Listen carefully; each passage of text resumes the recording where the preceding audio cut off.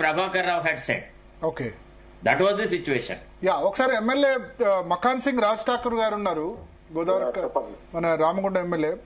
రాజ్ ఠాకూర్ గారు ఏంటి మీ ఫోన్ కూడా ట్యాప్ అయిందా ఆ సమయంలో? నమస్కారం అండి అందరికి. యా, నేను ట్రావెల్ చేస్తున్నా, సరే వినబడట్లేదు, నాది వినబడుతుంది చెప్తున్నాను. యా వినబడుతుంది.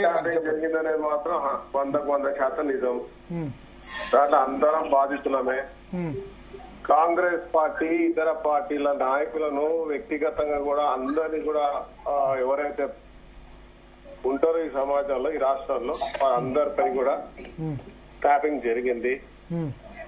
తర్వాత ప్రభాకర్ రావు అనే వ్యక్తి ఇన్ని రోజులు అమెరికా పోయి అటే ఉన్నాడంటే దీనికి స్పష్టంగా అర్థమైతే ఆయన తప్పించుకోలేని పరిస్థితుల్లో ఇవాళ ఒక కుట్రతో ఈడికి వచ్చిందనేది కనబడతా ఉంది. దాంట్లో భాగం ఇవాళ టీడీపీ గారి పేరు చెప్పడం అనేది గతంలో ఉన్నటువంటి మహేందర్ రెడ్డి గారి మీద. మహేందర్ రెడ్డి గారు డీజీపీగా తన కింద అనేక ఇలాంటి ఆఫీసర్స్ ఉంటారు. వాళ్ళు చేసే పద్ధతిలో ఏదో చెప్తారు, చేసిందంతా కూడా వీళ్ళంతా ఊడిగం చేసారు. ఊడిగం కానీ ఇప్పుడు మరి మహేందర్ రెడ్డి డీజీపీ ఉన్నప్పుడేమో ఆయన తిట్టారు.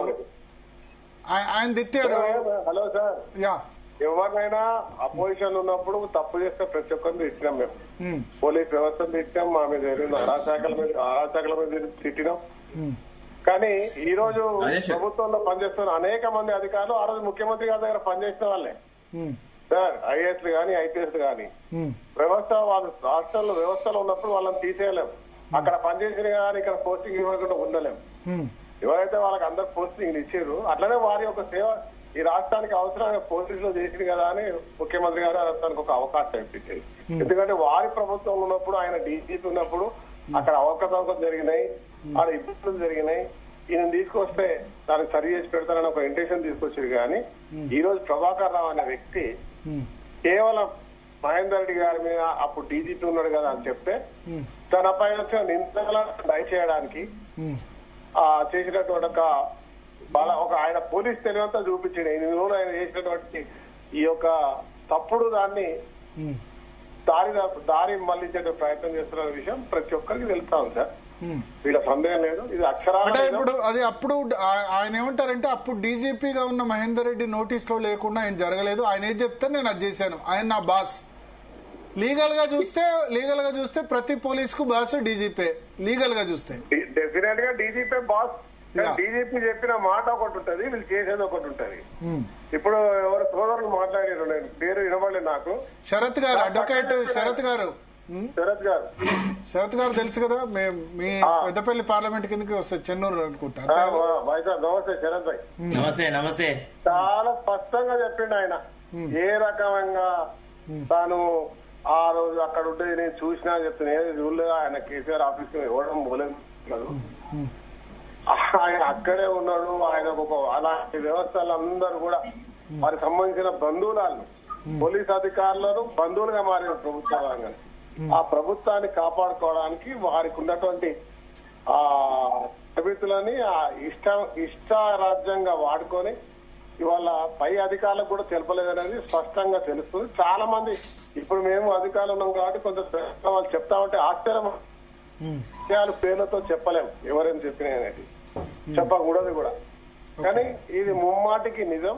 ప్రభాకర్ రావు అనే వ్యక్తి ఫోన్ ట్యాపింగ్ చేయడానికి అనేక మంది రాజకీయ నాయకులే కాకుండా వ్యక్తిగత విషయాలు అన్ని వారికి ఎవరెవరిని ఇబ్బంది పెట్టాలనుకున్నారో వాళ్ళందరినీ పెట్టారు. దీనిపైన నిజంగా నాకు పూర్తి న్యాయ వ్యవస్థ మీద నమ్మకం ఉన్నది, పోలీస్ మీద నమ్మకం ఉంది. పోలీసులు మంచి వాళ్ళు కూడా చాలా మంది ఉన్నారు. ఇలాంటి వాళ్ళకి ఖచ్చితంగా వాళ్ళు ప్రజలకు కూడా నిజం అనేది తెలవాలని అనుకుంటా ఉన్నాం. మీ ఫోన్ ట్యాప్ అయినట్టు ఏమన్నా మీ ఉందా? ఇప్పుడు 600 మందిలో చాలా మంది ఎందుకు కాదు సార్, అంటే ఎందుకు కాదంటే సిఐడి వాళ్ళకి ఇన్ఫర్మేషన్ ఇస్తుంది, మీకు అట్లా ఏమన్నా ఇన్ఫర్మేషన్ ఇచ్చారా? ఉందా? మీరు క్యాండిడేట్ కాబట్టి అంతేనా? క్యాండిడేట్, జిల్లా కాంగ్రెస్ ప్రెసిడెంట్ ని గతంలో 2 సార్లు ఎమ్మెల్యే పోటీ చేసిన, ఇప్పుడు వీళ్ళకి వ్యతిరేకంగా ఉన్నా, టీఆర్ఎస్ పెట్టినప్పటి నుంచి వాళ్ళకి వ్యతిరేకంగానే ఉన్నా కాబట్టి డెఫినెట్ గా ఉంటుంది. అంటే మీకు అట్లా ఏమన్నా అనిపించిందా ఫోన్ లో డిస్టర్బెన్స్ రావడం? అట్లా అనిపించింది, దానికి తెలిసింది, దాని పరిణామాన్ని నేను ఇబ్బంది కూడా పడ్డా, కంప్లైంట్ కూడా ఇచ్చినాం ఫోన్ ట్యాప్ అయిందని. ఓకే, అంటే వాట్సాప్ కాల్ మాట్లాడారా, ఫేస్ టైం మాట్లాడారా? మరి ఎట్లా దాన్ని తప్పించుకునేందుకు? నిన్నెవరో చెప్పారు దుబ్బాక దానిలో వస్తే చిన్న డబ్బా ఫోన్లు ఇచ్చి కొత్త సిమ్లు వాడాం, ఏమా రెగ్యులర్ సిమ్ కాకుండా, అంటే ఎలక్షన్ లో ఫైట్ చేసేందుకు. లేదు, ఏ ఫోన్ వాడినా ఒకటే ఫోన్ వాడినా ఏమా ఎవరైనా మాట్లాడితే అన్ని మాట్లాడుతారు కాబట్టి ఏది మాట్లాడాలి. మీ గవర్నమెంట్ కూడా ఇప్పుడు ట్యాపింగ్ చేస్తుందని ఆరోపణలు చేస్తున్నారు వాళ్ళు. నిరూపించమని చెప్పండి, మాకు అవసరం లేదు ట్యాపింగ్. నిరూపించాలంటే ఇక మళ్ళీ కొత్త గవర్నమెంట్ రావాలి. ఇప్పుడు అప్పటి గవర్నమెంట్ లేని లేదే, నేను మళ్ళీ చాలా స్పష్టంగా చెప్తున్నా.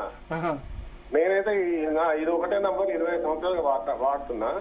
వాళ్ళు ట్యాప్ చేసి ఉన్నారు. తర్వాత ఇక్కడ చాలా సార్లు జనరల్ గా ఇన్ఫర్మేషన్ అడుగుతా ఉంటా. అటువంటి ఆ అవసరం లేదు ఈ ప్రభుత్వానికి, ఆ అవసరమే లేదు. ఫస్ట్ కక్ష సాధింపు చర్య లేదు మా దగ్గర.